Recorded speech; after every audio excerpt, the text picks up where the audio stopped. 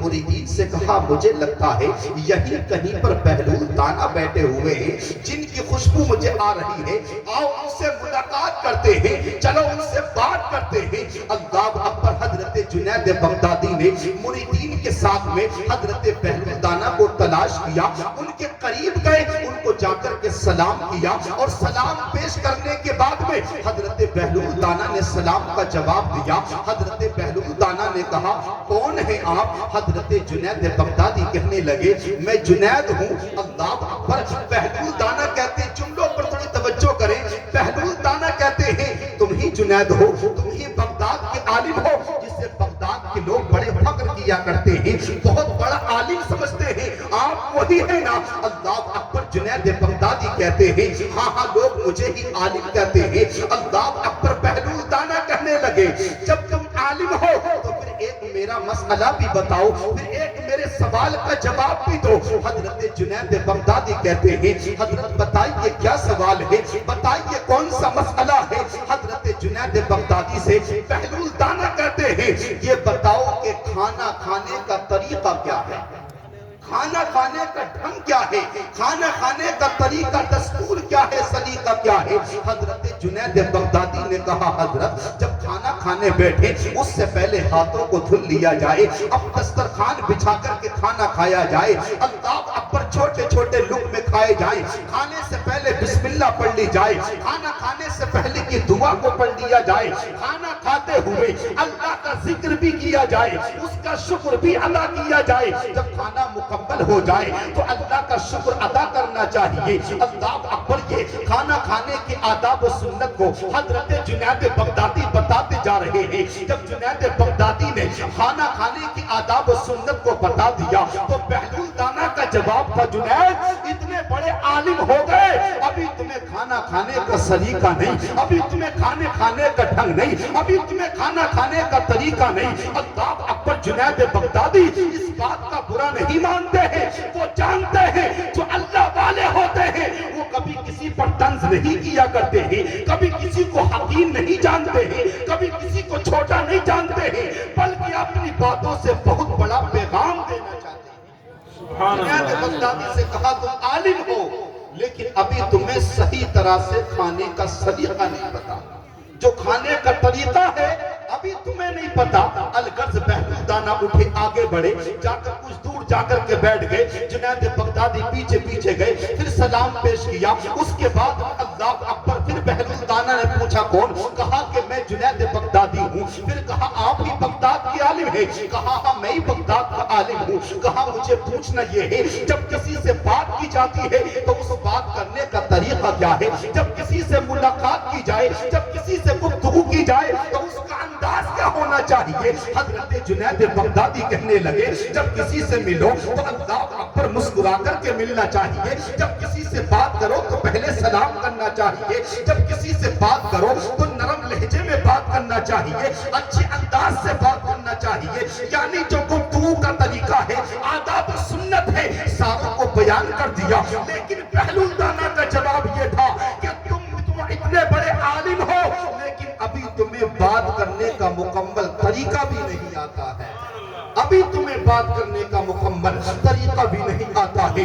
अलगर्ज आगे बड़े बहलूल दाना। जुनैद बगदादी तीसरे मकाम पर फिर मिलते हैं, सलाम करते बहलूल दाना जवाब देते हैं, फिर पूछते हैं कौन? जवाब मिला मैं जुनैद हूँ बगदाद का आलिम जिसे कहा जाता है। हजरत जुनैद से बहलूल दाना कहते ये बताओ कि सोने का तरीका क्या है, क्या तरीका है सोने का, क्या ढंग है सोने का।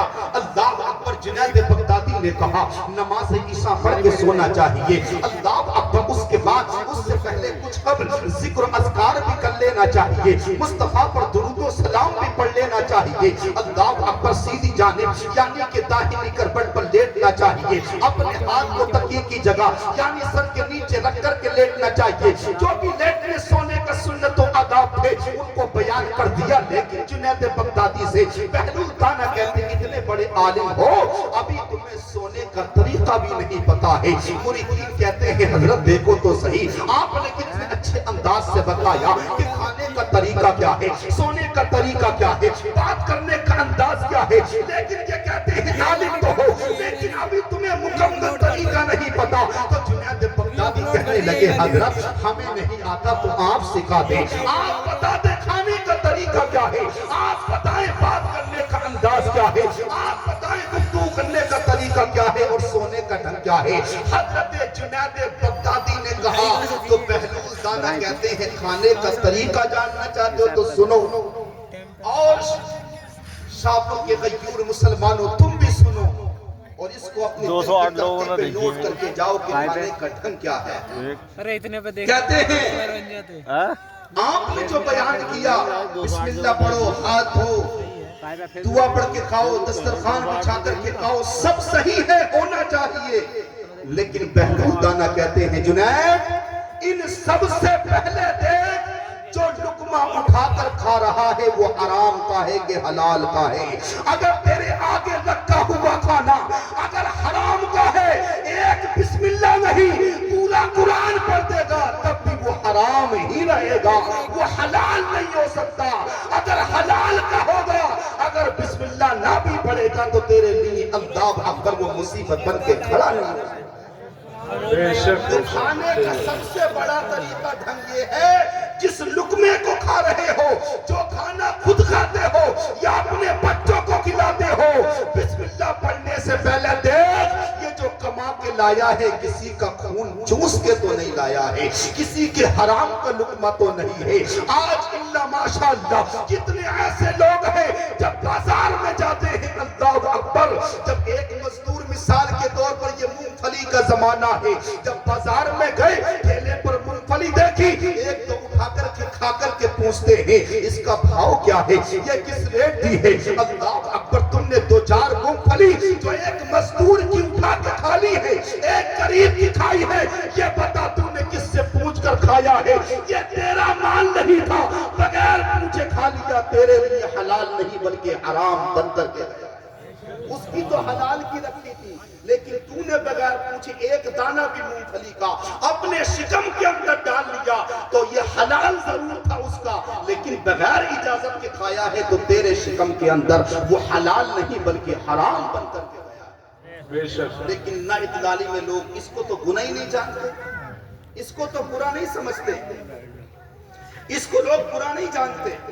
ایک بات اور ہے، گاؤں دیہات کے اندر اگر کوئی گاؤں میں بڑا انسان ہو اور گاؤں میں کھیتیاں ہوتی ہیں تو کیا کرتے ہیں، دوسرے کے کھیت سے چارہ بھی کاٹ کے لے آتے ہیں، خوب لاتے ہیں، اور جس کا چارہ لائیں گے اس سے کہیں گے بدان تمہارا جو برسنگ ہے بڑھ نہیں رہا، ارے بڑھنے دو گے تو بڑھے گا نا، پہلے تو کاٹ دو اسے، اتنے کاٹنے کے قابل تمہیں تو مطلب نہیں کاٹنے کے قابل ہے کہ نہیں، تمہیں تو بس اپنے جانور کو کھلانا، تم جانتے ہو جو دوسرے کے کھیت سے چارہ کاٹ کے لائے ہو اور جس جانور جس گائے بھینس کو کھلائے ہو اس کا دودھ تمہارے لیے پوچھو عالموں سے حلال ہے کہ حرام ہے، دوسرے کا مال جانور کو بھی کھلاتا ہے، اپنے بچوں کو بھی کھلاتا ہے، قسم خدا کی یاد رکھے رے، حرام کھانے والوں کان کھول کر کے سنو، نہ تو تم دنیا میں کامیاب ہو سکتے ہو نہ بات کرنے کے قبر میں کامیاب ہو سکتے ہو۔ سبحان اللہ سبحان اللہ، حلال کھانے سے کو کامیاب ہونا ہے۔ تو بہلول دانا، بات لمبی نہ ہو، بہلول دانا نے کہا تھا کہ کھانے کا سب سے پہلا دیکھنا یہ ہے دسترخوان بعد میں بچھا، بسم اللہ بعد میں پڑھ، ہاتھ بعد میں دھو، جو کھانا کھل لے کے آیا ہے پہلے اسے چیک کر کہیں اس میں کسی کا خون شامل تو نہیں ہے، کسی کے آنسو تو نہیں ہے، کسی کی آہیں تو نہیں ہے، اس لیے کہ کسی کی بددعا لے کر کسی کو ستا کر اگر تو نے ایک لقمہ بھی کھایا تو یہ سمجھتا ہے کہ اس کا کوئی مددگار نہیں، وہ بدلہ لینے کے قابل نہیں، وہ تیرے سامنے کھڑے ہونے کے قابل نہیں۔ ارے تو کیسا مسلمان ہے، تجھے تو یقین کرنا چاہیے جس کا جہاں میں کوئی نہیں ہوتا اس کا یا تو خدا ہوتا ہے یا مدینے والا مصطفیٰ ہوتا۔ کیسے بھول گیا تم؟ لیکن تم تو سمجھتے ہو میرے سامنے بولے گا ہی نہیں، وہ تو کمزور ہے، میری غلطی ہوگی تب بھی اپنی بتا کر خود ہاتھ جوڑ کے چلا جائے گا۔ آج تو وہ ہاتھ جوڑ کے جا رہا ہے، لیکن مصطفیٰ فرماتے ہیں کل قیامت کے دن جیسے تجھے دنیا میں پاور ہے نا اس سے کہیں زیادہ اللہ قیامت کے دن اس غریب کو پاور دے گا اور کہے گا آج نہیں اس سے بدلا، آج اس سے بدلا لیا جائے گا، اس کے گناہ गुनाह इसके सर पर गुनाहों को डाला जाएगा और इसकी नेकियों को तेरे पल्ले में डाल दिया जाएगा। चंद साल की जिंदगी दुनिया के ऐशो आराम कमाने के चक्कर में जहन्नम का इंतजाम करने लगे। चंद सिक्कों के चक्कर में हम जहन्नम का ईंधन बनने लगे। लोगों, बड़ी मुख्तसर जिंदगी है, बड़ी थोड़ी ये जिंदगी है। इस जिंदगी को गनीमत जानो। न जाने कितने लोग ऐसे हैं जो ये सोचते हैं कि सुबह से फजर की नमाज पढ़ेंगे, लेकिन अजान से पहले ही उनका इंतकाल हो चुका। नमाज की कोई फिक्र नहीं, कोई तैयारी नहीं। कुछ साल पहले इसी शबे बरात के जैसे आज आप लोग बैठे हैं, हरियाणा के सरजमीन पर प्रोग्राम था, वहां बयान हुआ। एक जवान बड़े खुश मिजाजी के साथ, बड़े खुश दिली के साथ, कोई बीमारी नहीं, कोई परेशानी नहीं, कोई दिक्कत नहीं, जवान बैठ कर के बयान को सुन रहा, पूरे इजलास को सुना, पूरे जलसे को सुना। घर चला गया, घर जाके थोड़ी देर, बस 5 से 10 मिनट में खबर मेरे कानों तक भी आई कि फला जवान का इंतकाल हो गया। अभी जलसे से गया था, अभी तकरीर सुन के गया था, अभी ना तो मनकबत सुन करके गया था। उसे क्या खबर था मेरी जिंदगी की आखिरी तकरीर है, उसे क्या खबर था मेरी जिंदगी की आखिरी लम्हात है, कुछ नहीं पता था। लेकिन मुबारकबाद के लायक है उसकी जिंदगी के वो लम्हे जो आखिरी वक्त में दुनियादार का गाना सुन के नहीं गया था, बल्कि मदीने वाले के तराने सुन करके गया। सुभान अल्लाह, सुभान अल्लाह। नबी पाक के नग़्मे सुनकर के दुनिया से चला गया। मेरा ईमान ये कहता है जो नबी का जिक्र सुनते सुनते चला जाता है, क्या मदीने वाला उसकी कब्र में आकर के मुस्कुराता नहीं है? नबी आते भी है, आकर मुस्कुराते भी है, और जिसकी कब्र में मदीने वाला मुस्कुराता है उसकी कब्र को अल्लाह उजालों से भर दिया। वहां फिर अंधेरा नहीं होता, वो कब्र फिर छोटी नहीं होती, वो घर पे अंधेरा तारीख छोटा नहीं होता, बल्कि वसी हो जाता है। उसके लिए इतना बड़ा होता है, जहां तक निगाह जाती है अल्लाह उसकी कब्र को इतना कुशादा कर दिया। कब? जब अपने अमाल अच्छे करोगे, नबी की मोहब्बत में जिंदा रहोगे, जब तुम नबी